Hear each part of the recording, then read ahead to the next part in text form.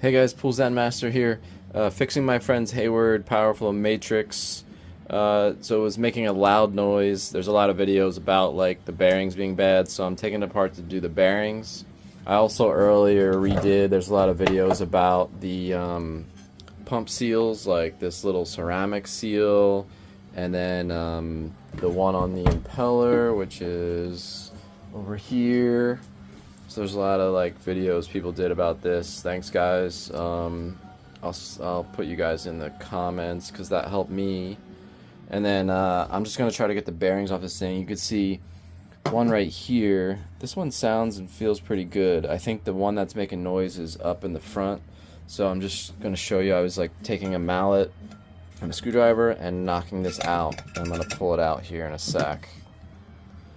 Okay, so yeah, this thing just like, this is the, I forget what the word is.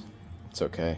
So this comes out of here, and I got like this whole unit, and then I'm just gonna like, we take off this collar and get to the bearing which is inside of there. So it's really hard to hear guys, but this is a good bearing. Makes like no noise, right? This is a bad bearing, I think.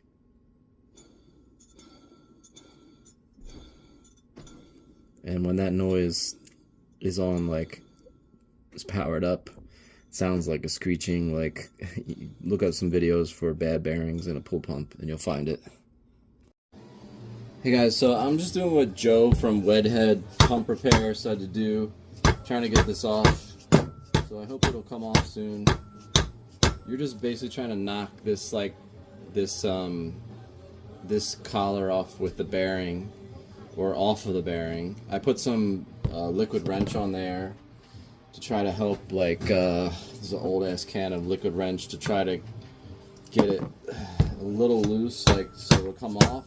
And I got new bearings coming tomorrow. I'm gonna clean this up, but this thing is like really corroded because I think the seal, the pump seal broke, you know, it was leaking, so it's all corroded. And it was run like a lot, like 14 hours a day. So we want to like put a new bearing in there. Okay, now I think it's gonna come off, guys. Ready for this? The moment of truth.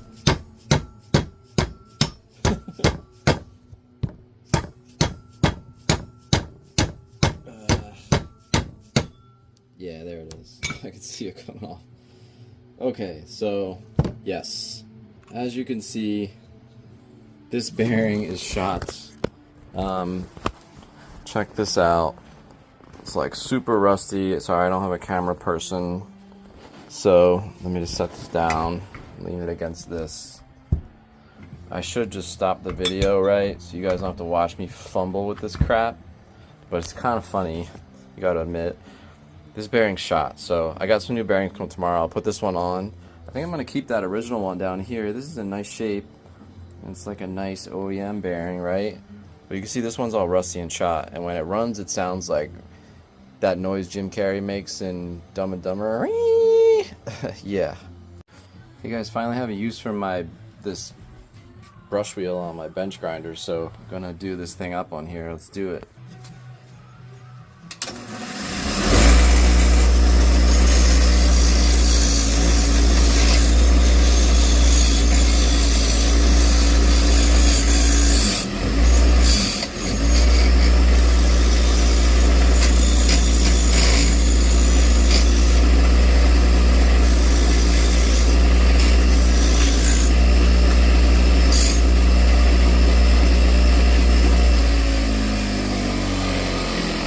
Yeah, just gonna put this thing in my vise and try to get rid of all this corrosion and crap in here.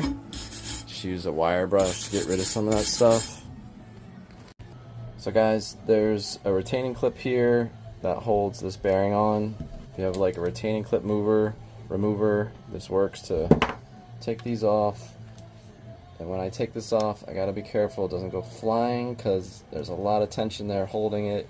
I want to point it down and get it off without losing it, because retaining clips tend to like kind of go flying when you just pull them off like this. So guys, this is a gear puller that my dad gave me like 25 years ago that I've never used because cars, you don't need to pull the gears out of cars anymore. But it's working for like a bearing puller right here. So all I gotta do is like turn this thread and it's gonna start to push and pull the bearing off the rod. Let me see if I can get a shot of it. Seems like the way to do this, guys, is to like just keep kind of rolling this thing over and just keep turning this, and pretty close to the end. It's just like a bunch of turns. There it goes, finally. So there's the bearing, and this thing is totally shot. It's like so beat. So I'll get a new one. The only thing that sucks is that retaining clip broke when I was pulling it off, so I gotta get a new one of these. I guess they're probably out there. We have everything now, don't we, on the internet? Hey guys, so I got this bearing back on, the new bearing. Sorry, that was whatchamacallit. I should have put the name. Timken from Amazon, of course. Great how that stuff comes overnight. I was able to add it to an order. Hate to say it, but amazing, Amazon. I had to make like a hammer, like a bearing hammer. I had to shave the end of this 3/4 inch PVC pipe out so that I could like hammer this straight on to the shaft, because it gets a little wider right there at this point, like this point right here. So let me use my screwdriver. So I had to make this pipe a little wider, and then I'm just putting on this retaining clip. So let me see if I can get the retaining clip part for you. So this is like a retaining clip tool, and when you squeeze it, it opens it up, and then I think I should be able to just push it back under here. I usually just feel like I always take these things off and hardly ever replace them, but oh, there it goes. Yeah, I felt it click in place now, so I think it should be okay. And this bearing's nice and spinny. And then, like I said, I'm gonna keep the old bearing. I'm sure the OEM bearing is probably better than anything I get aftermarket, so I'm gonna keep that because it seems pretty nice. It moves still. It's just that one that was up by the front that was all corroded. So then I'm just gonna put this like collar back on the end. I'm just gonna put a little bit of like magic lube, like, you know, the petroleum, just to like make things go on a little bit easier. And I think I just like can kind of hammer this on, push it on. Not really gonna hammer this too much. I guess I could use my same tools. Let me try to show you that. Let's see if this works. I got my phone on this old magnifying lamp from my father-in-law, and see if it won't fall off. Yeah, it looks good. Okay, so I'm just using my tool here so it's nice and centered to hammer this collar back onto the bearing. So I just gotta look like under there for when it's flush. Just doing a couple taps at a time. Pretty much should be when that thing sticks through a little bit. That's when it's on. Let's see. And like, if you do this, you got to make sure I got this thing pretty secure and it's sitting on the shaft, so I'm just driving into the shaft. I'm not hitting anything else or like gonna mess up the components or whatever.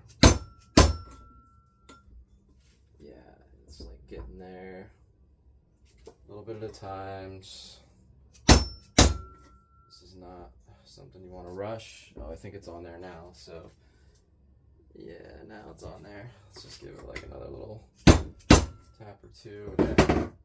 Yeah, so see, now that it's spinning, it means like this is how this thing works, right guys? This thing spins in there, the two bearings, and it goes like bzzz, you know, Doc Brown from Back to the Future.